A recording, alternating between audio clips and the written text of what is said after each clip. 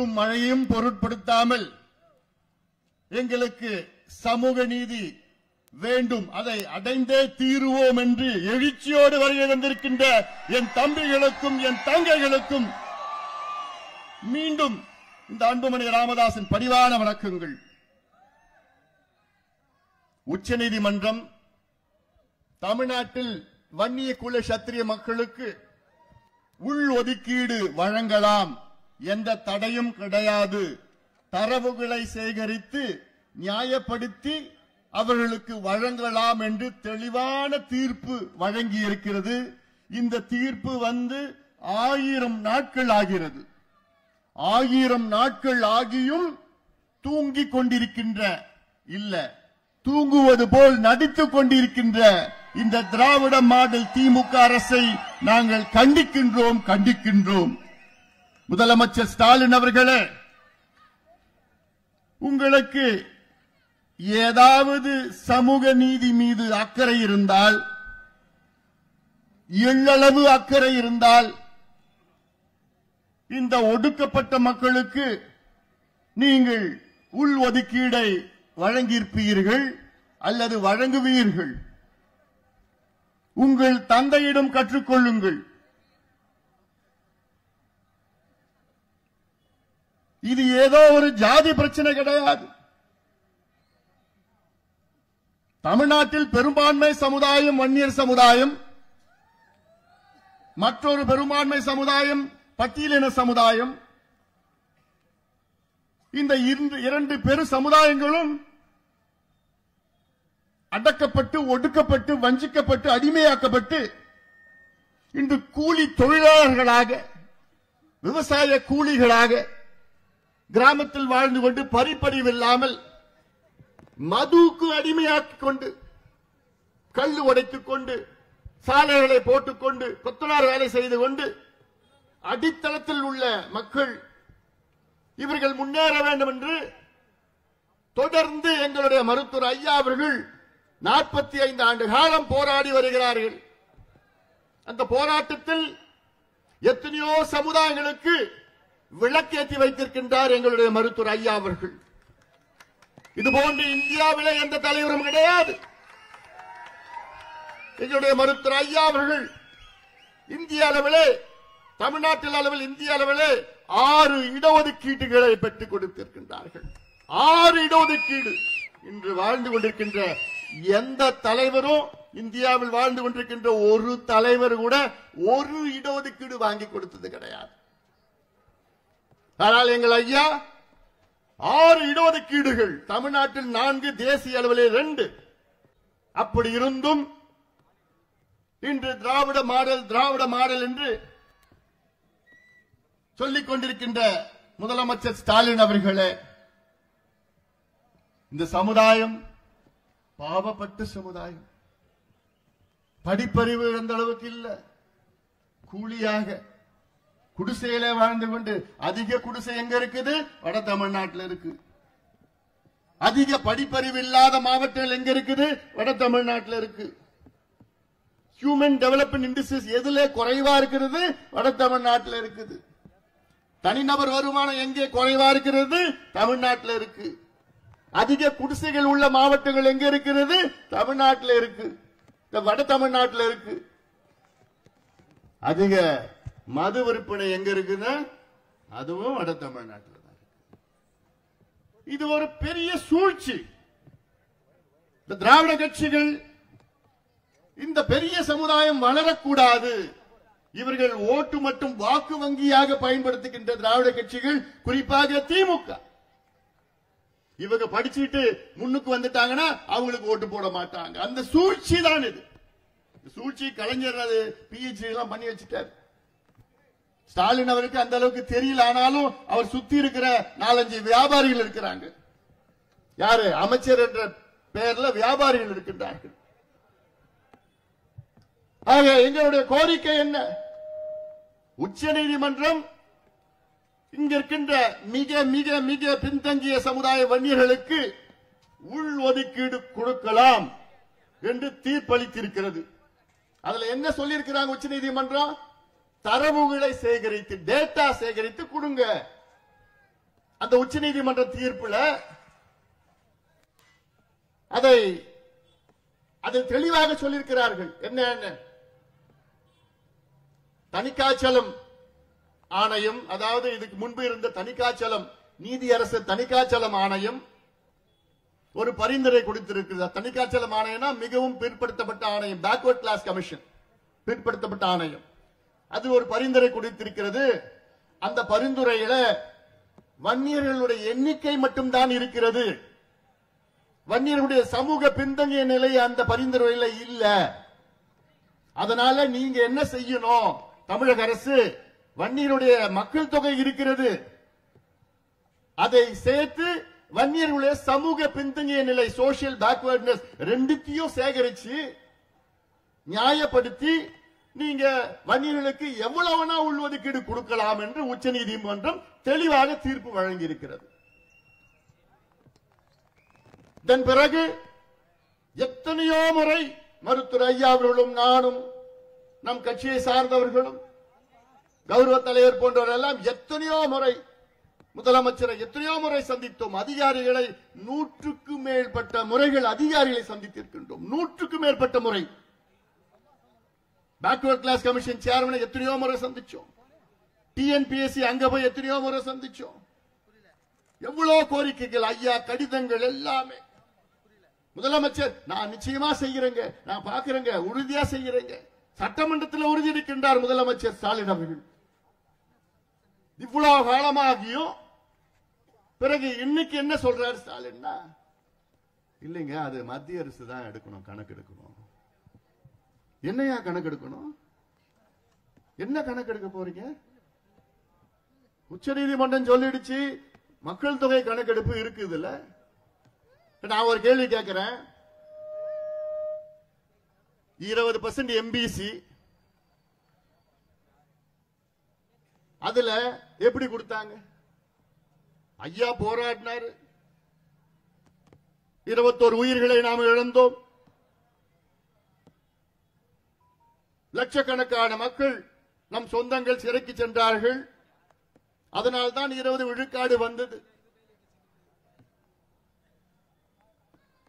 ஆனால் அதில் 20 விழுக்காடு எப்படி கொடுத்தார்கள் என்றால், இதற்கு முன்பு இருந்த அம்பாசங்கர் ஆணையம் வழங்கிய பரிந்துரை, அதற்கு முன்பு இருந்த சட்டநாதன் ஆணையம் வழங்கிய பரிந்துரை, 1931 நடந்த ஜாதிவாரி கணக்கெடுப்பு நடந்த அந்த பரிந்துரை எல்லாம் சேர்ந்து எக்ஸ்ட்ராபுலேட் பண்ணி ஜனார்தனம் ஆணையம் அதில் வழங்கிய பரிந்துரை எல்லாம் சேர்த்துதான்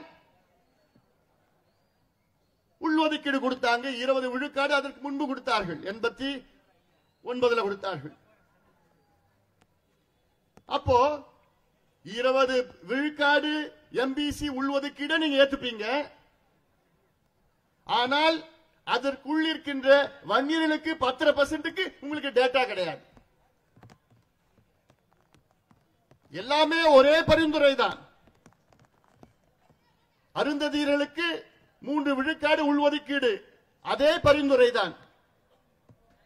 இஸ்லாமியர்களுக்கு 3.5 விழுக்காடு உள்ஒதுக்கீடு, அதே பரிந்துரை தான். 20% எம்பிசி கொடுத்தது அதே பரிந்துரை தான். ஆனால் வன்னியர்களுக்கு மட்டும் எங்களுக்கு டேட்டா இல்லை. எவ்வளவு பெரிய ஒரு மோசடி இங்கு தமிழ்நாட்டில் ஸ்டாலின் அவர்கள் தலைமையிலே நடந்து கொண்டிருக்கிறது. எவ்வளவு பெரிய மோசடி! இதெல்லாம் சாதாரண மோசடி கிடையாது, விட போறது கிடையாது. ஏன்னா நம்ம வாழ்க்கையே என்ன? வாழ்க்கையே போராட்டம் தான், போராட்டம் தான். போராட்டம் போராட்டம் போராட்டம். ஐயா 45 ஆண்டு காலம் போராட்டம் போராட்டம் போராட்டம். ஏன்னா இவர்களுக்கு அந்த புரிதல் கிடையாது. புரிதல் இருக்கு, ஆனாலும் மனசு கிடையாது. இது செஞ்சுட்டா இவங்க எல்லாம் படிச்சுட்டு முன்னுக்கு வந்துருவாங்க. இவங்க எல்லாம் அப்படியுமே இருக்கணும், குடிசையில இருக்கணும், மாடு மேய்க்கணும், ஆடு மேய்க்கணும், குடிச்சிட்டு இருக்கணும், அப்படியே இருக்கணும், கஞ்சியை குடிச்சிட்டு இருக்கணும், அப்படியேதான் இருக்கணும். இது ஓட்டு வங்கி, வாக்கு வங்கி, இந்த நிலையதான் இருக்கணும்னு அவங்க திமுகவுடைய சூழ்ச்சி அதை நடைமுறைப்படுத்திக் கொண்டிருக்கிறார்கள்.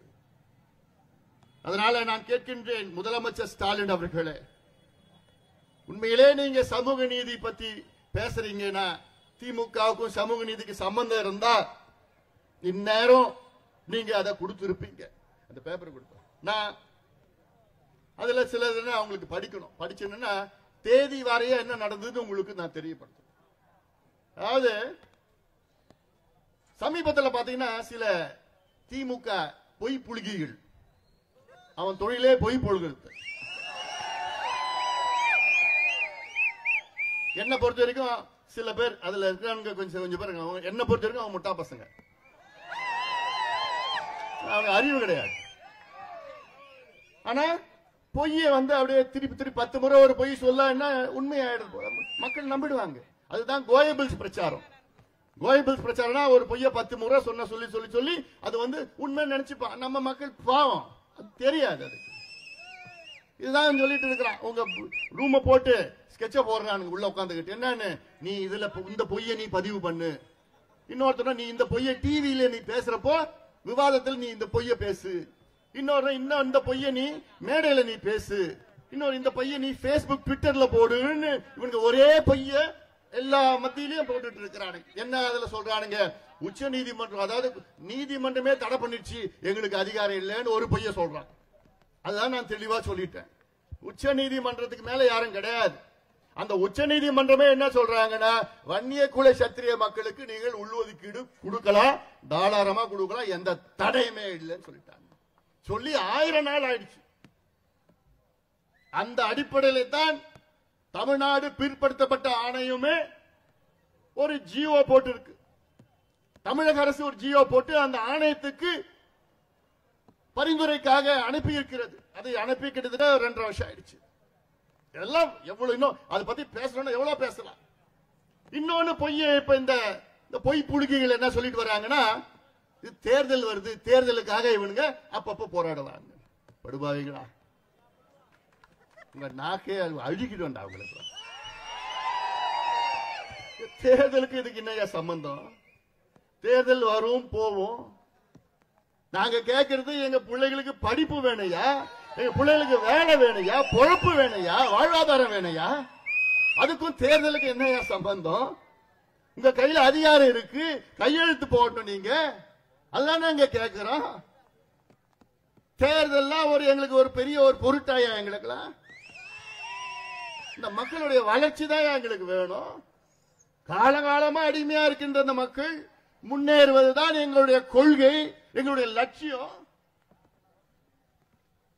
இதுல நான் இப்ப மருத்துவர் ஐயா அவர்கள் 45 ஆண்டு காலம் போராட்டம், அதெல்லாம் நான் பேச ஆரம்பிச்சேன்னா அது கிட்டத்தட்ட நான் படிக்கிறது மட்டும் 3 மணி நேரம் ஆகும். இப்ப அந்த நேரம் இல்ல, மழை கொட்டிட்டு இருக்குது. ஆனாலும் இது நம்முடைய போராட்டம், நம்ம உரிமைகளுடைய போராட்டம். எவ்வளவு மழை கொட்டினாலும் சரி, என்ன ஆனாலும் சரி. அதாவது இதுக்கு முந்தைய ஆட்சி, நான் குறுகிய ஒரு கடந்த 5 ஆண்டு காலத்தில் நடந்தது நான் சொல்றேன், சுருக்கமா சொல்லிடுறேன். இந்த பொய் புலிபிலாம் நீங்க எல்லாம் போய் சொல்லணும். அதாவது 19/2/2019 அன்று மக்களவை, அதாவது அந்த நேரத்தில் நம்ம அதிமுக கூட கூட்டணி போனோம்னா 10 நிபந்தனைகளை நாம் வைத்தோம். அல்ல, மணல் குவாரிகளை மூடணும், மது விலக்கு கொண்டு வர, இப்படிலாம் 10 கோரிக்கைகள் வைத்தோம். அதில் ஒரு முக்கியமான கோரிக்கை என்னன்னா, சாதிவாரி மக்கள் தொகை கணக்கெடுப்பு நடத்தி அதன் அடிப்படையில் சமூக நீதி வழங்க வேண்டும் ஒரு கோரிக்கை வைத்தோம். அதன் பிறகு தேர்தல் போச்சு. அப்புறம் 1/11/2019 நவம்பர் மாசம் அன்றைய முதலமைச்சர் எடப்பாடி பழனிசாமி அவர்களை அவர் இல்லத்தில் மருத்துவர் ஐயா அவர்களும் நானும் போய் சந்திச்சோம் நேரில். எதுக்கு? வன்னியர்களுக்கு தனி ஒதுக்கீடு கொடுங்க. என்னைக்கு? 2019 நவம்பர் மாசம். அவர் என்ன பார்க்கலாம், எப்பயுமே அப்படிதான் பேசுவார். பார்க்கலாம் எல்லாத்துக்கும் தான் பார்க்கலாம். தருமபுரி உபரிநீர் திட்டம் வேணும்னா பார்க்கலாங்க. அதன் பிறகு 22 பிப்ரவரி, அதாவது நவம்பர் 22 அன்னைக்கு வன்னியர்கள் இடஒதுக்கீடு போராட்டம் குறித்து முடிவெடுக்க பாமக வன்னிய சங்க பொதுக்குழு கூட்டம் இணைய வழியில் நடத்தப்பட்டது. 2 பேரும் நடத்தினோம். அதன் பிறகு 1/12/2020 1/12/2020 வன்னியர் இடஒதுக்கீடு வழங்க வேண்டும் என கோரிக்கை வலியுறுத்தி சென்னையில மிகப்பெரிய ஒரு ஆர்ப்பாட்டம் பண்ணோம். எல்லாம் உங்களெல்லாம் தடுத்துட்டாங்க, போற வழியில தடுத்துட்டாங்க. எல்லாம் நிறைய பேர் பார்த்தோம். அதுல ஆர்ப்பாட்டம் நடத்தும். மிகப்பெரிய ஒரு ஆர்ப்பாட்டம். அதுல எத்தனையோ பேர் கைது பண்ணாங்க. அதன் பிறகு போராட்டம் முடிந்தவுடன் முதலமைச்சர் அவர்கள் எங்களை அழைச்சார். நாங்களும் போய் முதலமைச்சர் பார்த்து எங்க கோரிக்கைகளை கொடுத்தோம். எங்களுக்கு உள்ஒதுக்கீடு வேண்டும் என்று கோரிக்கைகளை கொடுத்தோம். தனி ஒதுக்கீடு வேணும் கோத்தோம். உள்ஒதுக்கீடு தனி ஒதுக்கீடு வேணும் கேட்டோம். அதன் பிறகு டிசம்பர் 1ஆம் தேதி தொடங்கிய போராட்டம் டிசம்பர் 4ஆம் தேதி வரை தொடர்ந்து 4 நாள் போராட்டம் நடத்தினோம் 20. அதன் பிறகு டிசம்பர் 22ஆம் தேதி அன்னைக்கு மூத்த அமைச்சர்கள் இருவரும் தைலாபுரம் தோட்டத்திற்கு அங்கே ஐயாவை சந்தித்தார்கள். அவர்கிட்ட ஐயா சொல்லிட்டார், இடஒதுக்கீடு கொடுக்க வேண்டும், அவசியமா கொடுக்கணும். வேற எதுவுமே பேசல. அதன் பிறகு டிசம்பர் 14ஆம் தேதி அதற்கு முந்தைய 14ஆம் தேதி திங்கட்கிழமை தமிழ்நாடு முழுவதும் 12,621 கிராம நிர்வாக அலுவலர்கள் அலுவலகம் முன் மாபெரும் மக்கள் திரள் போராட்டம் நடத்தணும். எல்லாமே தனி எல்லா விஏஓ ஆபீஸ் இருக்குல்ல கிராமத்துல, அதற்கு முன்பு தமிழ்நாடு முழுவதும் போராட்டம் நடத்தணும். எதுக்கு? தனி ஒதுக்கீடு வேணும். அதன் பிறகு டிசம்பர் 23ஆம் தேதி அன்னைக்கு 528 பேரூராட்சிகள் முன்பு அப்பயும் அங்கேயோ தொடர் முழக்கம் ஒரு போராட்டம் நடத்தணும். டிசம்பர்ல படிக்கிறதுக்குள்ள மழை பேப்பர்லாம் இது வேணும்.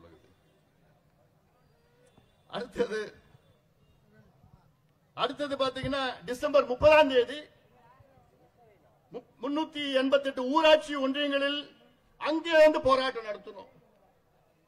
அதன் பிறகு 2021 ஜனவரி 8ஆம் தேதி அன்னைக்கு முதலமைச்சர் எடப்பாடி பழனிசாமி அவர்களை பாட்டாளி மக்கள் கட்சியின் அன்றைய தலைவர் இருந்தார் ஜி.கே. மணி அவர்கள் தலைமையில் 3 பேர் குழு அவரை போய் சந்திச்சு வன்னியர்களுக்கு இடஒதுக்கீடு வேண்டும் என்று கோரிக்கை வைத்தோம்.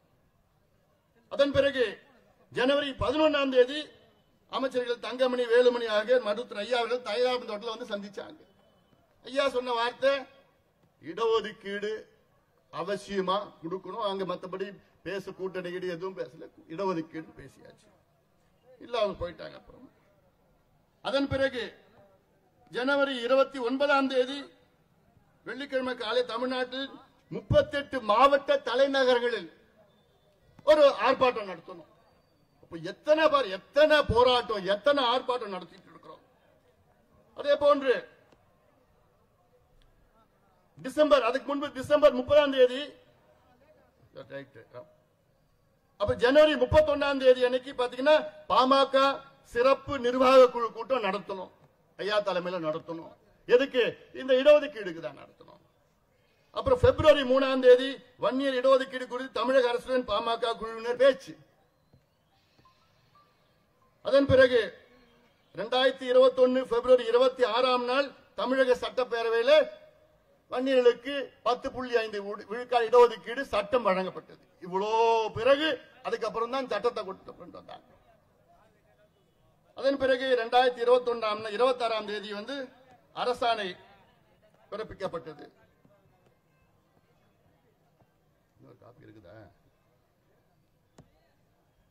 அதன் பிறகு 2021 நவம்பர் 2ஆம் தேதி வன்னியர் இடஒதுக்கீடு செல்லாது என்று சென்னை உயர்நீதிமன்றம் கூறியது. அதுக்கு பிறகு 2021 நவம்பர் 27ஆம் தேதி இது சம்பந்தமாக உச்சநீதிமன்றத்துக்கு நாம மேல்முறையீடு சென்றோம். 2022 பிப்ரவரி 23ஆம் தேதி உச்சநீதிமன்றத்தில் வழக்கு விசாரணை முடிவடைந்து தீர்ப்பு ஒத்திவைக்கப்பட்டது. 2022ஆம் ஆண்டு மார்ச் 31ஆம் தேதி இங்க பாத்துங்க 2022ஆம் ஆண்டு மார்ச் 31ஆம் தேதி உச்சநீதிமன்றம் தீர்ப்பளித்தது. தீர்ப்பளித்து இப்போ எவ்வளவு நாள் ஆகுது? 1000 நாள் ஆகுது. அப்போ அதன் பிறகு வன்னியர் இடஒதுக்கீடு தொடர்பான விவகாரத்தில் அடுத்த கட்ட நடவடிக்கை குறித்து பாட்டாளி கட்சி அவசர செயற்குழு கூட்டம் ஏப்ரல் 2ஆம் தேதி நடத்துறோம். அதன் பிறகு ஏப்ரல் 7ஆம் தேதி சட்டப்பேரவையில் இது சம்பந்தமா நம்முடைய சட்டமன்ற உறுப்பினர்கள் கவன ஈர்ப்பு தீர்மானம் கொண்டு வருகிறார்கள். அதில் முதலமைச்சர் என்ன பேசுறார் தெரியல, நிச்சயமாக நான் வன்னியர்களுக்கு இடஒதுக்கீடு நான் கொடுப்பேன் என்று முதலமைச்சர் ஸ்டாலின் அவர்கள் சட்டமன்றத்திலே உறுதியளிக்கிறார், அஷூரன்ஸ் கொடுக்கிறார். அதுக்கப்புறம் ஏப்ரல் 8ஆம் தேதி மருத்துவர் அன்புமணி ராமதாஸ் என் தலைமையில் ஒரு குழு கூட்டிட்டு போயிட்டு அன்றைய முதலமைச்சர் ஸ்டாலின் அவர்களை நான் சந்திக்கிறேன், என் தலைமையில் ஒரு குழு. அதன் பிறகு ஏப்ரல் 14ஆம் தேதி இடஒதுக்கீடு வழங்குவதாக தொடர்பாக மூத்த அமைச்சர்கள் மற்றும் அதிகாரிகளுடன் முதலமைச்சர் கலந்தாய்வு நடத்துறாரு. அதன் பிறகு மே 29, 2022 அன்னைக்கு முதலமைச்சர் அவருடைய முகாம் அலுவலகத்தில் நான் மீண்டும் முதலமைச்சரை சந்திக்கிறேன். அவருடைய முகாம் வீட்டில் சந்திக்கிறேன் நான். அதன் பிறகு ஜூலை 4ஆம் தேதி பாமக கௌரவ தலைவர் ஜி.கே. மணி தலைமையிலான குழுவினர் முதலமைச்சர் அவர்களை சந்திக்கிறார்கள். இதற்காக சந்திக்கிறார்கள். அதன் பிறகு நவம்பர் 17ஆம் நாள் இடஒதுக்கீடு உள்ளிட்ட கோரிக்கைகளை ஆய்வு செய்வது உள்ளிட்ட ஆய்வு வரம்புகளுடன் தமிழ்நாடு பிற்படுத்தப்பட்டோர் ஆணையம் ஓய்வு நீதியரசர் பாரதிதாசன் தலைமையிலே மாற்றி அமைக்கப்பட்டது. பேக்வர்ட் கிளாஸ் கமிஷன் ரீகான்ஸ்டியூட் பண்றாங்க. 2023 ஜனவரி 12ஆம் தேதி உச்ச நீதிமன்ற தீர்ப்பின் அடிப்படையில் தமிழ்நாட்டில் கல்வி மற்றும் வேலை வாய்ப்பில் மிகவும் பிற்படுத்தப்பட்ட வகுப்பினர் மற்றும் சீர்மரபினருக்கான 20 விழுக்காடு இடஒதுக்கீட்டில் வன்னியர்களுக்கு உள்ஒதுக்கீடு வழங்க கோரும் கோரிக்கைகளை ஆய்வு செய்து 3 மாதங்களுக்குள் அரசு அறிக்கை அளிக்க வேண்டும் என்று கூடுதல் ஆய்வு வரம்பை நிர்ணயித்து பிற்படுத்தப்பட்டோர் ஆணையத்திற்கு அரசு ஆணையிட்டது. இன்னைக்கு எவ்வளவு நாள்ல 3 மாதத்தில் கொடுக்கணும்னு government of Tamil Nadu backward class கமிஷனுக்கு ஆணையிடுது. அதன் பிறகு ஏப்ரல் 11ஆம் தேதி 2023 இடஒதுக்கீடு குறித்து அறிக்கை அளிப்பதற்கான காலக்கெடு மேலும் 6 மாதம் வேணும்னு கால அவகாசம், இன்னும் கால அவகாசம் பேக்வர்ட் கிளாஸ் கமிஷன் கேட்குது. ஒரே மாதத்துல பண்ணலாம். எல்லாமே கம்ப்யூட்டர்ல இருக்கு, டேட்டா எல்லாமே கம்ப்யூட்டர்ல இருக்கு. ஒரு மாசத்துல பண்ணிட்டு போயிடலாம். ஆனால் அதன் பின்பு 6 மாதங்கள் ஆகியும் 3 மாதங்கள் கால அவகாசம், அப்புறம் அதன் பின் ஓராண்டு கால அவகாசம் என்று மொத்தத்தில் பாத்தீங்கன்னா 2 ஆண்டுகள் கடந்து விட்டது. அதனால அதாவது இந்த 2 ஆண்டு காலமாக பேக்வர்ட் கிளாஸ் கமிஷன் வந்து மிக்சர் உள்ள இருக்கிறவங்க மிக்சர் சாப்பிட்டு இருக்காங்க. Coffee, tea, mixture. வேற எதுவும் வேலை பண்ணல. இப்போ கம்ப்யூட்டர்ல இருக்க டேட்டாவை டவுன்லோட் பண்ணி இந்த மாதிரி டவுன்லோட் பண்ணி முதலமைச்சர் கொடுத்து கையெழுத்து போட்டா முடிஞ்சு போச்சு. இது ஒரு வேலையாது? சாதாரண வேலை இது. அவ்வளவு டேட்டா இருக்கு, கம்ப்யூட்டர்ல இருக்கு. அதன் பிறகு அக்டோபர் 9ஆம் தேதி 2023 அக்டோபர் 9ஆம் தேதி என் பிறந்தநாள் அன்னைக்கு, பிறந்தநாள் கூட பரவாயில்ல, முதலமைச்சர் போய் எதுக்கு சந்திக்கிறேன்? வன்னியர்களுக்கு, பாவப்பட்ட மக்களுக்கு இடஒதுக்கீடு கொடுங்க. என் பிறந்தநாள் அன்னைக்கு கூட முதலமைச்சர் போய் நேர்ல போய் சந்திக்கிறேன்.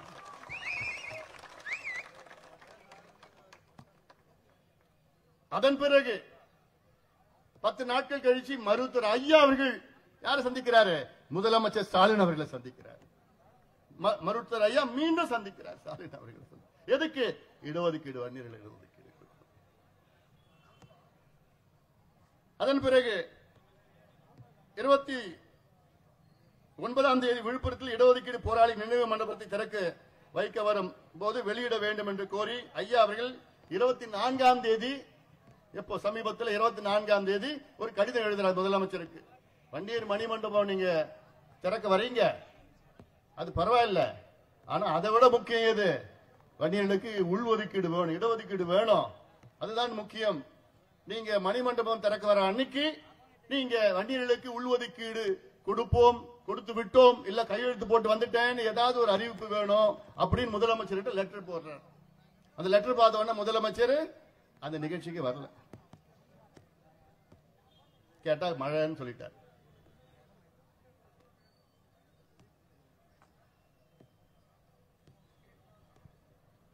அதன் பிறகு ஒன்றிய பொதுக்குழு கூட்டங்கள் நிறைவேற்றப்பட்டு தீர்மானங்கள் நவம்பர் 26ஆம் தேதி விழுப்புரம் மாவட்ட ஆட்சியரிடம் ஒப்படைக்கப்பட்டது. ஆக நான் போனா எவ்வளவு பேசி இருக்கலாம், போயிட்டு இருக்கலாம்.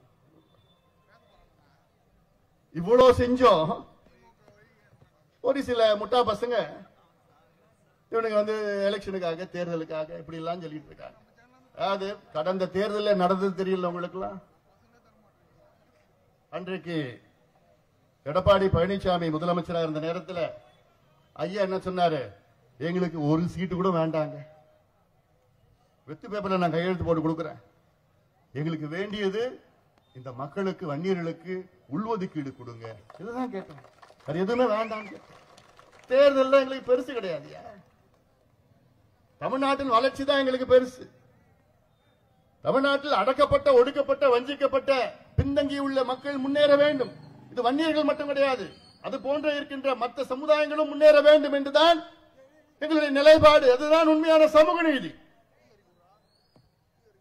முதலமைச்சர் இன்னைக்கு நான் முதலமைச்சர்கிட்ட கேட்கிறேன், உடனடியாக வன்னியர்களுக்கு நீங்கள் 15 விழுக்காடு உள்ஒதுக்கீடு நீங்கள் கொடுத்தீர்கள் என்றால் அடுத்த தேர்தலில் நிபந்தனை இல்லாமல் உங்களை நாங்கள் ஆதரவு அளிக்கின்றோம், உங்களுக்கு ஆதரவு கொடுக்கின்றோம்.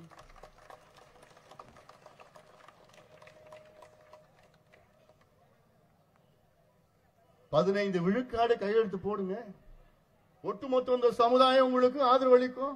நிபந்தனை எல்லாம் வேண்டாம், எங்களுக்கு சீட்டு கீட்டு எதுவுமே வேண்டாம். எங்களுக்கு உங்களால கொடுக்க முடியுமா? ஆனால்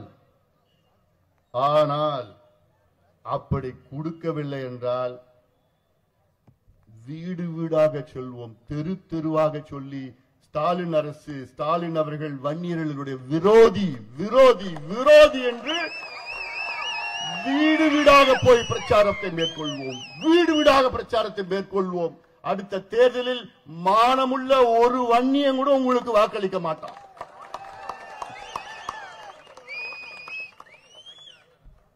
அது எப்படி செய்யணும்னு எங்களுக்கு தெரியும்.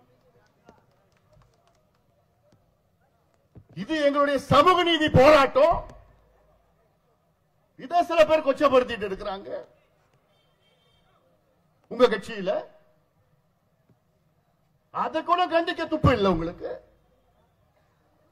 ஆனா பேசுறது இது மத்திய அரசு பண்ணணும், மத்திய அரசு பண்ணணும், இதுல ஜாதி வாரி கணக்கெடுப்பு நடத்தணும்னு வேற, அதுல ஒரு புதுசா ஒரு பில்டப் ஒண்ணு. சரி, ஜாதி வாரி கணக்கெடுப்பு நடத்திட்டு போக வேண்டியதானே? அதுல என்ன பயம் உங்களுக்கு? என்ன பயம்? ஜாதி வாரி கணக்கெடுப்பு நடத்தினா அவரை பொறுத்த வரைக்கும் இந்த சமுதாயம் இவ்வளவு சீட்டு கேட்டுடும், இந்த சமுதாயம் இவ்வளவு மாவட்ட செயலாளர் கேட்டுடுவாங்க, இந்த சமுதாயம் அது கேட்கும் இது கேட்கும், இவ்வளவு எங்களுக்கு இருக்கிறோன்னு அந்த கணக்கு வச்சுட்டு இருக்கிறார் அவர் மனசுல. பீகார்ல ஜாதி வாரி கணக்கெடுப்பு நடத்தி இன்னைக்கு அதை உச்ச நீதிமன்றமோ உயர் நீதிமன்றமோ அங்கீகாரம் கொடுத்திருக்கின்றார்கள். நம்ம வண்டி போகுதுப்பா, விடுப்பா.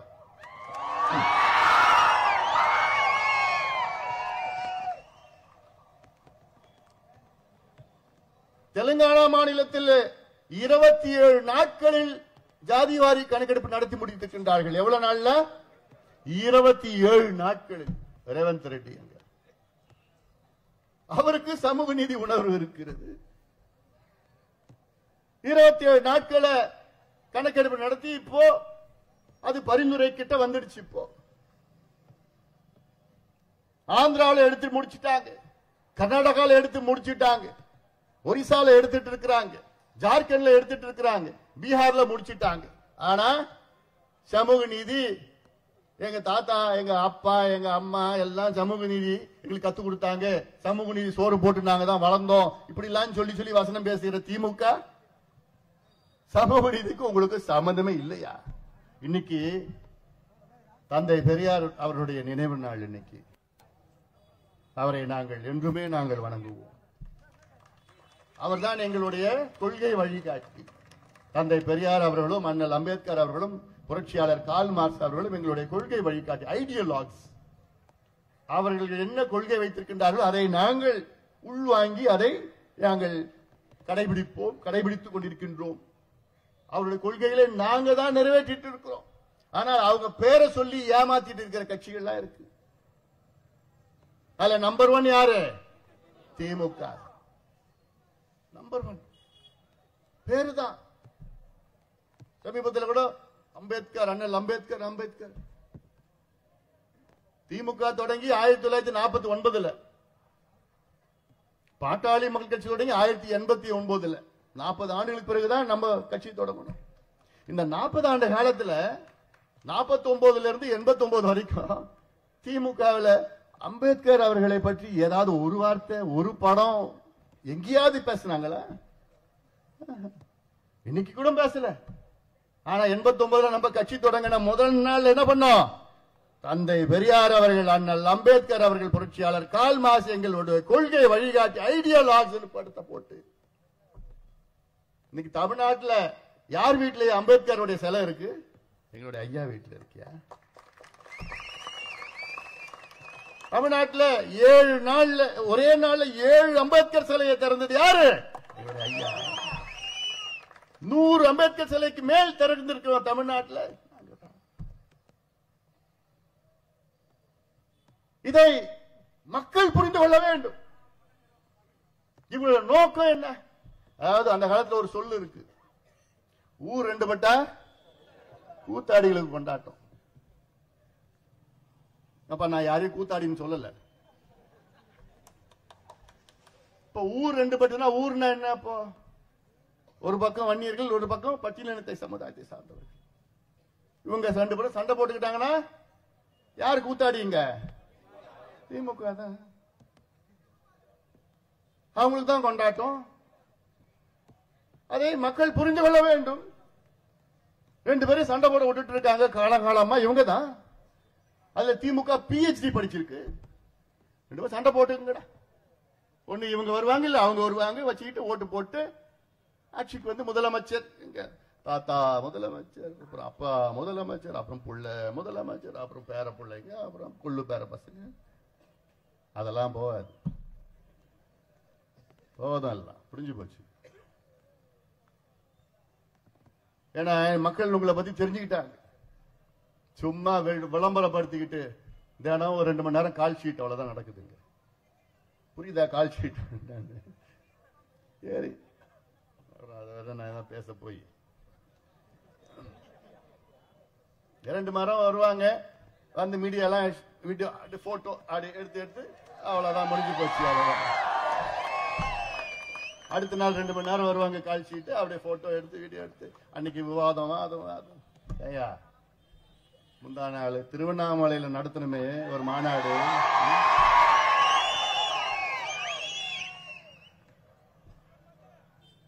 இந்தியாவில் 25 நாள்ல யாராவது இது போன்ற ஒரு மாநாடு நடத்த முடியுமா? 25 நாள்ல முடிவு பண்ணி இவ்வளோ பெரிய மாநாடு. அங்க கிட்டத்தட்ட 5 லட்சம் பேர் விவசாயிகளும் இளைஞர்களும் அங்கே கூடினார்கள். திருவண்ணாமலையில அழுந்து போயிட்டாங்க. இப்ப எல்லாம் தமிழ்நாட்டில் மற்ற கட்சிகள் அழுந்து போயிட்டாங்க. என்ன சொல்றாங்க? எப்பயா பிளான் பண்ணீங்க? எங்களுக்கு யாருக்குமே தெரியாதியா? எப்பயா அதெல்லாம் பண்ணீங்க? சில பேர் மாநாடுனா 10 மாசம் 1 வருஷமா செவுத்துல எழுதி விளம்பரப்படுத்திக்கிட்டு அப்புறம் இந்த மாநாட்டுக்கு அந்த டிவியில பேசுவோம். அவங்க போவாங்களா? இவங்க போவாங்களா? இவங்க ஏன் போவாங்க? எதுக்கு போறாங்க? அப்படி போவாங்களா? இப்படி போவாங்களா? இப்படி ட்ரெஸ் போடுவாங்களா? அப்படிலாம் போய் நமக்கு எதுவுமே இல்ல. செவுத்துல கூட எழுதுறடா, அங்கங்க எழுதி வச்சுட்டாங்க. ஏன்னா என் தம்பிங்களா, திருவண்ணாமலைக்கு வாங்கடான்னு சொன்ன ஒரே வார்த்தைக்காக 5 லட்சம் என் தம்பிகளும் தங்கைகளும் அங்கே வந்து கூடினாங்க. ஒரு வார்த்தை போதும். எங்களுக்கு விளம்பரம் தேவையில்லை, மற்றவங்களை போன்ற இல்ல. உணர்வுள்ள என் தம்பிகள் என் தங்கைகள் கோடிக்கணக்கானவர்கள் தமிழ்நாட்டில் இருக்கின்றார்கள். இவரெல்லாம் சேர்ந்து ஒரு மாற்றம் வர வேண்டும் என்ற நம்பிக்கையோடு இருக்கின்றார்கள். அந்த மாற்றத்தை நாம் மட்டும்தான் கொடுக்க முடியும். எந்த கட்சியாவது இவ்வளவு விவசாயிகளை அழைத்து விவசாயிகளுடைய உரிமைகளுக்காக இவ்வளவு ஏதாவது ஒரு மாநாடு இதுவரைக்கும் யாராவது நடத்திருக்காங்களா? யாரும் நம்பதான். உணர்வு பூர்வமானவர்கள் நாங்கள். உழவு குடிகள் முன்னேற வேண்டும் என்ற நோக்கம் அதுதானையா சமூக நீதி. உழவு தொழில் சம்பந்தமா ஸ்டாலின் அவர்களுக்கு ஏதாவது ஒண்ணு தெரியுமா? ஒண்ணுமே தெரியாது. அதெல்லாம் நான் சொல்ல வேண்டாம், நீ சும்மா ஏதாவது சொல்லிட்டு இந்த மைக்ல புடிச்சிடும் அதெல்லாம். அதனால இன்னைக்கு நாங்க கேட்கிறது நியாயமான கோரிக்கை. ஏன் நியாயம் நான் சொல்றேன்னா, நான் எத்தனையோ வகையில என்னால நியாயப்படுத்த முடியும். அதாவது உச்சநீதிமன்றமும் ஒரு கேள்வி கேட்டுச்சு. என்ன கேள்வி கேட்டுச்சு உச்சநீதிமன்றம்? எம்பிசி இருக்கு, எம்பிசியில 116 சமுதாயங்கள் இருக்கிறாங்க. அது ஏன் 116 சமுதாயங்களுக்கு 20% கிடைக்குது? அது ஏன் ஒரு சமுதாயத்துக்கு நீங்க ஏன் 10% நீங்க கொடுக்குறீங்க? கேட்ட கேள்வி, உச்சநீதிமன்றம் கேட்ட கேள்வி. அது சில பேர் அது நியாயமான கேள்விதான் மனசுல படும். 116 சமுதாயம் இருக்குது, அவ்வளவு சமுதாயத்தை விட்டுட்டு ஒரு சமுதாயத்துக்கு மட்டும் 10% கொடுக்குறீங்களே, இந்த கேள்வி கேட்டாங்க. அதற்கு சரியான பதில் தமிழக அரசு அளிக்கல. இதுல எப்படின்னா, 20% எம்பிசி, அதுல 116 சமுதாயங்கள். இந்த 116 சமுதாயங்களும் தமிழ்நாடு மக்கள் தொகை கணக்கெடுப்பு நடத்தினா அதுல 21 விழுக்காடு பாப்புலேஷன். தமிழ்நாட்டில் எம்பிசியில் இருக்கிற 116 சமுதாயங்களும் தமிழ்நாட்டோட மக்கள் தொகையில 21 விழுக்காடு, 20.8 விழுக்காடு. நான் 21 சொல்றேன். அதுல 115 சமுதாயம், 116ல 115 சமுதாயம் மொத்தம் எவ்வளவு விழுக்காடு தெரியுமா? 6.7 விழுக்காடு. ஒரு சமுதாயம், வன்னிய சமுதாயம் எவ்வளவு? 14.2 விழுக்காடு. ஒரு சமுதாயம் 14.2 விழுக்காடு 116 சமுதாயத்தில். மீதி இருக்கிற 115 சமுதாயம் 6.7 விழுக்காடு தான். இத சரியான முறையில் உச்சநீதிமன்றத்தில் பேசல. அதே வேளையில் இந்த சமுதாயம் ஏன் முன்னேறல? எவ்வளவு டேட்டா இருக்கிறது. அதுல முக்கியமானது என்ன? இன்னைக்கு 109 மூத்த காவல்துறை அதிகாரிகள் இருக்கின்றார்கள்.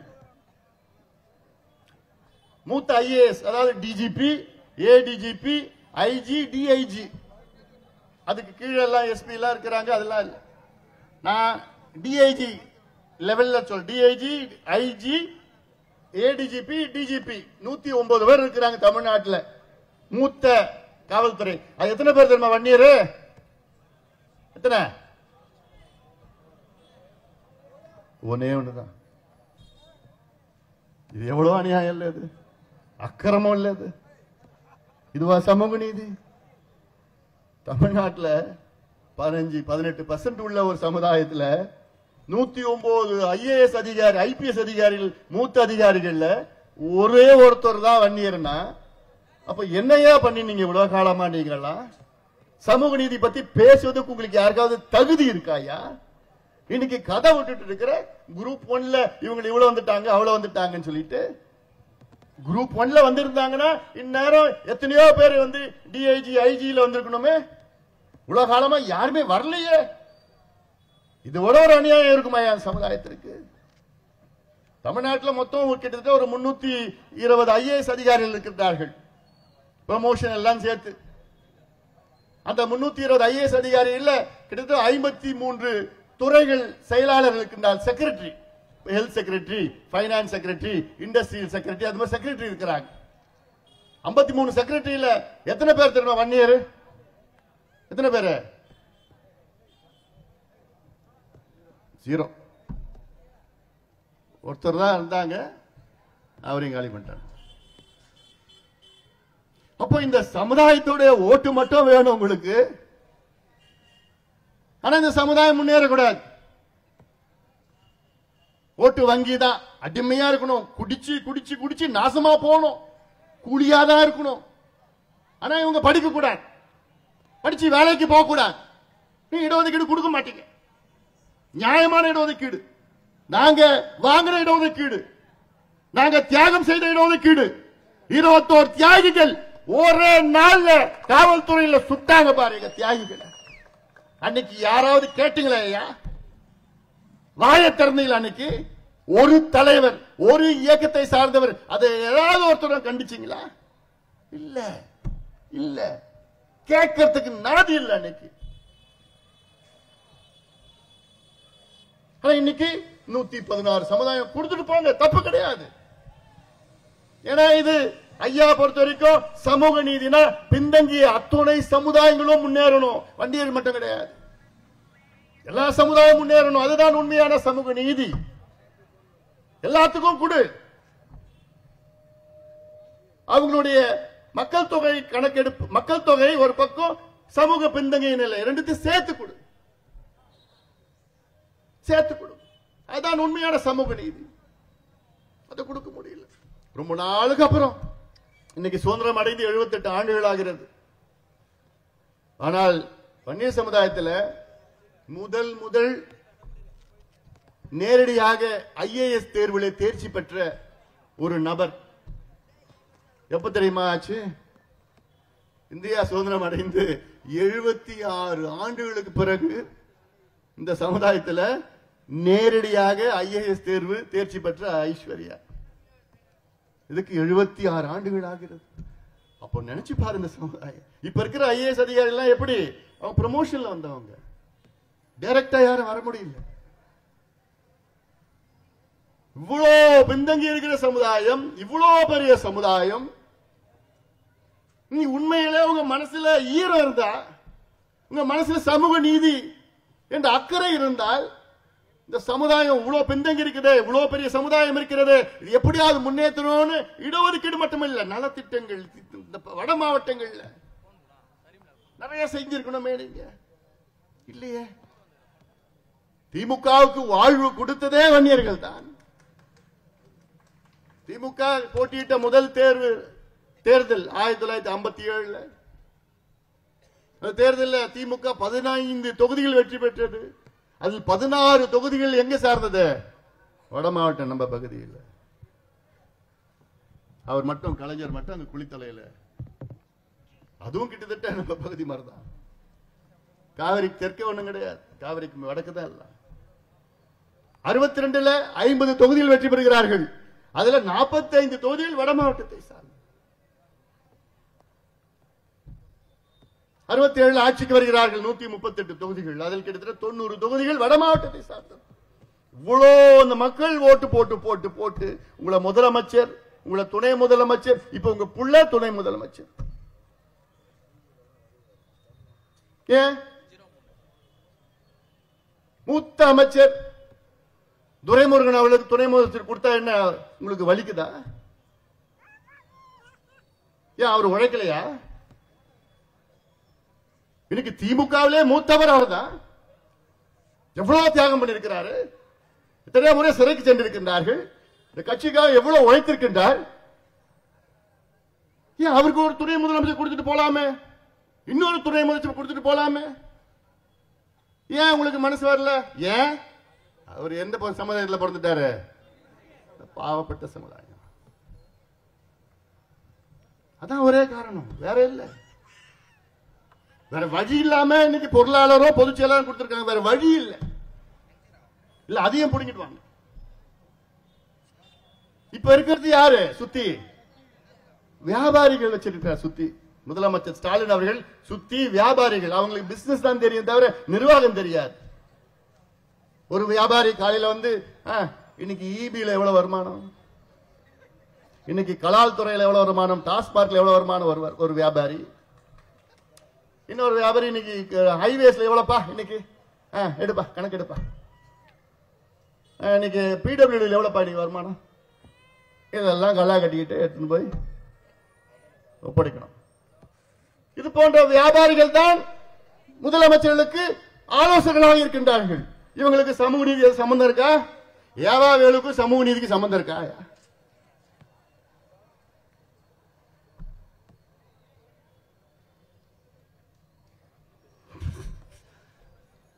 வருது, நம்ம மனசுல வருது, பேச முடியல. செந்தில் பாலாஜிக்கு சமூக நீதி சம்பந்தம் இருக்கா? சரி சரி, தியாகி செந்தில் பாலாஜிக்கும் சமூக நீதி சம்பந்தம் இருக்கா? ஒரு தியாகி இல்ல, சாதாரண வார்த்தையில சொல்லக்கூடாது, சுதந்திர போராட்ட தியாகி. 410 நாள் ஜெயிலுக்கு போயிட்டு வந்தார் சுதந்திர போராட்டத்துக்காக. வந்த உடனே அடுத்தது அமைச்சர், நேரடி அமைச்சர் தியாகி செந்தில் பாலாஜி. அவருக்கு சமூக நீதி என்னையா சம்பந்தம் இருக்குது? சாராயத்துக்கு அவருக்கு சம்பந்தம் என்ன? அது சாராய அமைச்சர் அவர். சமூக நீதிக்கு அவருக்கு என்னையா இருக்குது? இது போன்றவர்கள் சேகர் பாபு, கே நேரு. நேரு பரவாயில்ல, ஏதோ ஒண்ணு அப்படி சொன்ன, ஏதோ ஒண்ணு பண்ண. இவங்கெல்லாம் என்ன சம்பந்தம் இருக்குது? அதனால இவங்க ஆலோசனைப்படிதான் முதலமைச்சர் இயங்கிக் கொண்டிருக்கின்றார். அப்படின்னா தமிழ்நாடுடைய தலையெழுத்து பார்த்துங்க, இப்படிதான் தலையெழுத்து. இதுதான் எல்லா இந்த இடஒதுக்கீடு பிரச்சனை மட்டும் இல்லையா, சமூக நீதி பிரச்சனை மட்டும் கிடையாது, எல்லா பிரச்சனைக்கும் இதுதான். ஜாதிவாரி கணக்கெடுப்பு நடத்துன்னு சொன்னா எங்களுக்கு அதிகாரம் இல்லை. யாரையா ஏமாத்துறீங்க? யாரை ஏமாத்த பாக்குற? என்ன அதிகாரம் கிடையாது. நாங்க உங்களை வந்து சென்சஸ் காஸ்ட் சென்சஸ் கேட்கல, காஸ்ட் சர்வே தான் கேட்கிறோம். சென்சஸுக்கும் சர்வேக்கும் வித்தியாசம் இருக்கு. சென்சஸ் காஸ்ட் சென்சஸ் வந்து மத்திய அரசு நடத்தணும். காஸ்ட் சர்வே மாநில அரசு நடத்தலாம், மத்திய அரசு நடத்தலாம், பஞ்சாயத்து தலைவர் நடத்தலாம். பஞ்சாயத்து தலைவருக்கு அதிகாரம் இருக்கு, முதலமைச்சர் ஸ்டாலினுக்கு அதிகாரம் கிடையாதுமா. இந்தியன் ஸ்டாட்டிஸ்டிக்கல் ஆக்ட் 2008 படி யார் யார் நடத்தலாம்? பஞ்சாயத்து தலைவர் நடத்தலாம், ஒன்றிய குழு ஊர் தலைவர் நடத்தலாம், மாவட்ட தலைவர் நடத்தலாம், முதலமைச்சர் நடத்தலாம், மத்திய அரசு நடத்தலாம், யார் வேணா நடத்தலாம். என்ன நடத்தலாம்? இந்த கணக்கெடுப்பு என் பஞ்சாயத்துல என்னென்ன எத்தனை பேர் இருக்கிறாங்க, என்ன சமுதாயத்தில் இருக்காங்க, எந்த மதத்தில் இருக்கிறாங்க, அவங்க எந்த நிலையில இருக்கிறாங்க, அவங்களுக்கு வீடு இருக்கா, குடிசையில இருக்கிறாங்களா, நிலம் இருக்குதா, இல்ல குத்தகையில் இருக்காங்களா, கூலியா, அரசு வேலையா, படிச்சிருக்காங்களா, பைக் இருக்குதா, சைக்கிள் இருக்குதா, வீட்டுல பாத்ரூம் இருக்குதா, இது போன்ற எந்த கணக்கெடுப்புனா யார் நடத்தலாம்? பஞ்சாயத்து தலைவர் கூட நடத்தல கணக்கெடுப்பு. முதலமைச்சர் ஸ்டாலினுக்கு அதிகாரம் கிடையாதான். இப்படி நான் ஒரு முதலமைச்சர் நான் பார்த்தது கிடையாது. அது எந்த அர்த்தத்துடன் எடுத்துக்கலாம். அவங்க உங்களுடைய இமேஜினேஷன் விட்டுட்டேன். எவ்வளவு பேர் நான் பார்த்துட்டேன். அதுவும் சொல்றேன், 69 விழுக்காடு இடஒதுக்கீடு ஆபத்து வந்திருக்கிறது. இந்த வழக்கு உச்சநீதிமன்றத்தில் இருக்கிறது. உச்சநீதிமன்றத்தில் இந்த வழக்கு இன்னைக்கு வந்ததுன்னா இருக்கும், முடிஞ்சு போச்சு. அவ்வளவு 69 விழுக்காடு குறைச்சிடுவாங்க, முடிச்சிடுவாங்க உச்சநீதிமன்றத்தில். இன்னைக்கு இருக்கிற மனநிலையில 69 விழுக்காடு இடஒதுக்கீடு இந்தியாவிலே 50% மேல இடஒதுக்கீடு தமிழ்நாட்டில் மட்டும்தான் இருக்கு. அதுவும் யாரு இதுல பாதுகாப்பு கொடுத்தனா? ஜெயலலிதா அம்மையார் அவர்கள் 93, 94 அப்ப வந்து 9வது அட்டவணையில் பாதுகாப்பு அளிக்கப்பட்டது. 9th ஷெட்யூல் அளிக்கப்பட்டது பிறகுதான் இன்னைக்கு அதுல பாதுகாப்பா இருக்கு. இல்லைன்னா இந்நேரம் முடிச்சிட்டு இருப்பாங்க உச்ச நீதிமன்றத்தில். நீ சமீபத்தில் நாடாளுமன்றத்தில் நான் பேசுறேன், நீங்க கேட்டீங்களா? அது 10 பேர் தான் தலையாட்டுறீங்க. அடப்பாய்களா, கிடைச்சதே 7 நிமிஷம் தான். அதுக்கு அந்த சண்டை போட வேண்டியது அந்த 7 நிமிஷத்துக்கு. அதுல இந்தியாவில் இருக்கின்ற சமூக நீதி நிலைப்பாடு 7 நிமிஷத்துல நான் பார்க்காதது பாருங்க. அது பாருங்க, Anbumani speech in parliament, constitution discussion on constitution பார்த்து உள்ள போனீங்கன்னா தெரிஞ்சிடும். அது பாருங்க, 7 நிமிஷம் தான். அதுல என்னென்ன பிரச்சனை, அதுக்கு என்னென்ன தீர்வு, என்ன செய்யணும்னு தெளிவா அந்த 7 நிமிஷத்துல சொல்லியிருக்கிறாங்க. மத்திய அரசு ஜாதிவாரி கணக்கு நடத்தி தான் ஆகணும். 10 ஆண்டுகள் ஒரு முறை மக்கள் தொகை கணக்கு நடத்துறாங்களே, அந்த மக்கள் தொகை கணக்கெடுப்புல ஒரு காலம் பட்டியலின சமுதாயத்திற்கு எஸ்சிக்கு ஒரு காலம் இருக்கு, எஸ்டிக்கு ஒரு காலம் இருக்கு, மைனாரிட்டிஸ் ஒரு காலம் இருக்கு, கிறிஸ்டியன், முஸ்லிம், சீக்கியர்களா, ஜெயினர்கள் ஒரு காலம் இருக்கு. இன்னும் ஒரே ஒரு காலம் என்னன்னு போட்டு சொன்னேன், ஓபிசி ஒரு காலம் போட வேண்டியது. அவ்வளவுதான், ஒரே ஒரு காலம் சேர்க்கணும். அவ்வளவுதான். இது சேர்க்கறதுக்கு இவங்களுக்கு 78 வருஷமா மனசு இல்லை இவங்களுக்கு. யாருக்கு? காங்கிரஸுக்கும் கிடையாது, பிஜேபியும் கிடையாது, 2 பேருக்குமே இல்லை. எத்தனையோ முறை போராடணும், எத்தனையோ முறை கோரிக்கை வச்சு, எத்தனையோ முறை ஐயா கேட்டாரு, காலங்காலமா கேட்டுட்டு தான் வர்றாரு. மத்தியிலையும் வாஜ்பாய் கிட்ட கேட்டாரு, நரசிம்மராவ் கிட்ட கேட்டாரு, மன்மோகன் சிங் கிட்ட கேட்டாரு, தேவகவுடா கிட்ட கேட்டாரு, மோடி அவர்கள் கிட்ட கேட்டாரு. யாரும் வைக்கணும், மனசு வரல யாருக்கும். சண்டை போட்டுட்டு இருக்கோம். இங்க மாநிலத்தில் எப்ப இருந்து கேட்டுட்டு இருக்காரு, எம்ஜிஆர் காலத்தில் கேட்டார். இன்னைக்கு எம்ஜிஆருடைய நினைவு நாள், அவருடைய நினைவு நாளும் அவரையும் நாங்கள் வணங்கி போற்றுகின்றோம். எம்ஜிஆர் அவர்கள் இன்னும் ஒரு 6 மாதம் உயிரோடு இருந்திருந்தால் அன்றைக்கே வன்னியர்களுக்கு இடஒதுக்கீடு தனியா கொடுத்துட்டு இருப்பார். இது நிறைய இருக்கு, அது உள்ள நிறைய இருக்கு. ஐயா அப்பதான் போய் பாக்குறாரு. பாக்குறதுக்கு விடல, இவ்வளவு காலமா விடல ஐயாவை. எம்ஜிஆரை பார்க்கணும், அப்ப முதலமைச்சர் எம்ஜிஆரை பார்க்கணும் யார் யாரோட கேட்டார், கூட்டிட்டு போல. அதுல ஒரு பெரிய சூழ்ச்சி. உடனே எம்ஜிஆர் அவர்களை பார்க்க தேதிக்கு டைம் கொடுக்கிறாரு. ஐயாவுக்கு வந்து பார்க்கிறாரு. ஐயா பேசுறாரு, இந்த சமுதாயம் பின்தங்கிய சமுதாயம், பாவப்பட்ட மக்கள், கூலிகளா இருக்கு, இப்படிதான் இருக்குன்னா, அப்படியா இவ்வளவு காலமா எனக்கு தெரியலையே.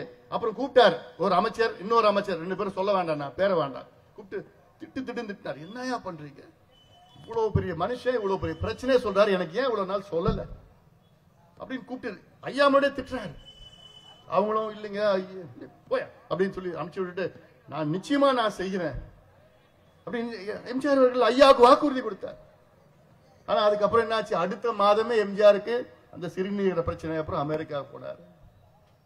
போயிட்டு அதுக்கப்புறம் பண்ண முடியல. அவர் மட்டும் இன்னொரு 3-4 மாதம் இருந்திருந்தார்னா நிச்சயமாக அன்னைக்கே நமக்கு விடிவு வந்திருக்கிறோம். எம்ஜிஆரை பார்த்தாரு, ஜானகி அம்மையாரை பார்த்தாரு, பிசி அலெக்சாண்டர் ஆளுநர் கவர்னர் ஆட்சியில் அவரை பார்த்தாரு, கலைஞர் எத்தனையோ முறை பார்த்தாரு, ஜெயலலிதா அம்மையாரை பார்த்தாரு, எடப்பாடி பழனிசாமி அவர்களை பார்த்தார், முதலமைச்சர் ஸ்டாலின் அவர்களையும் பார்த்து பார்த்து பார்த்து எதுக்கு பார்த்தாரு, ஐயா இந்த மக்களை முன்னேற்றணும், இந்த மக்களுக்கு படிப்பு குடியா, வேலை குடியா, அதுதான் வேற எதுக்குயா பார்க்க போறாங்க. ஆனாலும் இன்னும் நமக்கு விடிவு வரவில்லை. இதை எல்லாரும் நீங்க புரிஞ்சுக்கணும், எல்லாரும் புரிஞ்சுக்கணும். எல்லாம்னா யாரு, எல்லாம் புரிஞ்சுக்கணும். புரியுறவங்க தெரியும். சும்மா அவங்க வந்து ஏமாத்திக்கிட்டு இதை கொடுத்து அதை கொடுத்து அப்புறம் இத்தனை சீட்டு ஜெயிச்சு கீச்சலாம். ஒரே ஒரு கையெழுத்து, அந்த ஒரு கையெழுத்து போட்டா போதும். இந்த கையெழுத்து போட்டா இந்த பிள்ளைங்க எல்லாருக்கும் படிப்பு கிடைக்கும், இந்த பிள்ளைங்க எல்லாருக்கும் வேலை கிடைக்கும். அதாவது உச்ச நீதிமன்றம் தீர்ப்பு வந்து 1000 நாட்கள் ஆகிறது. இந்த 1000 நாட்களில் அந்த தீர்ப்பு வந்து ஒரு மாதத்துல முதலமைச்சர் ஸ்டாலின் அவர்கள் கையெழுத்து போட்டிருந்தார்னா, தரவுகள் 10 நாள்ல தான் தேவைப்படும், டேட்டா 10 நாள்ல எடுத்துடலாம். அது போட்டு 10 நாள்ல, அப்ப அதாவது தீர்ப்பு வந்து ஒரு மாதத்துல போட்டிருந்தார்னா இந்நேரம் லட்சக்கணக்கான வன்னியர்களுக்கு படிப்பு கிடைச்சிருக்கும், ஆயிரக்கணக்கான குடும்பங்களுக்கு வேலை கிடைச்சிருக்கும். அது எல்லாத்தையும் கெடுத்து விட்டார் முதலமைச்சர் ஸ்டாலின் அவர்கள். இன்னும் கெடுத்துட்டு இருக்கிறார். நினைச்சு பாருங்க, 3 ஆண்டு காலத்துல எத்தனையோ பேர் படிப்பு கிடைச்சிருக்கிறோம், எத்தனையோ பேருக்கு வேலை கிடைச்சிருக்கிறோம், எத்தனையோ பேர் வாழ்க்கையில முன்னேறி இருப்பாங்க. அதெல்லாம் செய்து மிகப்பெரிய துரோகம் ஸ்டாலின் அவர்கள் இந்த சமுதாயத்துக்கு செய்து கொண்டிருக்கின்றார். மிகப்பெரிய துரோகமா நான் பார்க்கிறேன். அதனால நீ எல்லாம் தெளிவா இருங்க, ஏமாறாதீங்க. ஏமாந்தது போதும், இவர்கள் ஏமாத்தியது போதும். மீண்டும் சொல்றேன், இதை கொடுக்கவில்லை என்றால், இடஒதுக்கீடு வன்னியர்களுக்கு தனி ஒதுக்கீடு கொடுக்கவில்லை என்றால் மாபெரும் போராட்டம் தமிழ்நாட்டில் நடைபெறும், மாபெரும் போராட்டம் நடைபெறும். நாங்க இப்ப அடுக்கடுக்காக தான் வந்துட்டு இருக்கிறோம், அடுக்கடுக்காக வந்துட்டு இருக்கிறோம். இப்போ ஒரு இந்த தேதியில வச்சு அப்புறம் அடுத்தது ஒரு ஆர்ப்பாட்டம் இப்படி எல்லாம் வச்சுக்கிட்டு, ஆனால் போராட்டம்னு அடுத்தது சொன்னா என் தம்பிகளை என்னால கட்டுப்படுத்த முடியாது. அவன் கோவத்துல சாதாரண கோவம் கிடையாது, அவன் கோவத்துல இருக்கிறான். இப்ப என் தம்பிகளை விட என் தங்கைகள் இன்னும் கோவத்துல இருக்கிறாங்க. அவங்க மட்டுமா, நாங்களும் வரோம். 10.5 விழுக்காடு உள் ஒதுக்கீடு உடனடியாக வழங்கிட வேண்டும். இல்லையே தமிழ்நாட்டில் தொடர் போராட்டங்களை நாங்கள் நடத்துவோம். நாங்கள் என்று சொன்னால் அனைத்து சமுதாயங்களும் சேர்த்து நாங்கள் நடத்துவோம். காரணம், இது சமூக நீதி பிரச்சனை, இது ஜாதி பிரச்சனை கிடையாது, இது சமூக நீதி பிரச்சனை. பின்தங்கிய சமுதாயம் முன்னேற வேண்டும், அதுதான் எங்களுடைய நோக்கம். அந்த அடிப்படையில் தான் இந்த ஆர்ப்பாட்டம் இங்கே காஞ்சிபுரத்தில் இங்கே நடைபெற்றுக் கொண்டிருக்கிறது. இந்த ஆர்ப்பாட்டத்தை ஏற்பாடு செய்த மகேஷ்குமார், உமா அவர்கள் உள்ளிட்ட அனைத்து நிர்வாகிகளுக்கும் என்னுடைய நன்றிகளை தெரிவித்து விடைபெறுகின்றேன். உன்னுடைய பெயர் சுத்தமான பள்ளி பையன், சுத்தமான பள்ளி பையன்.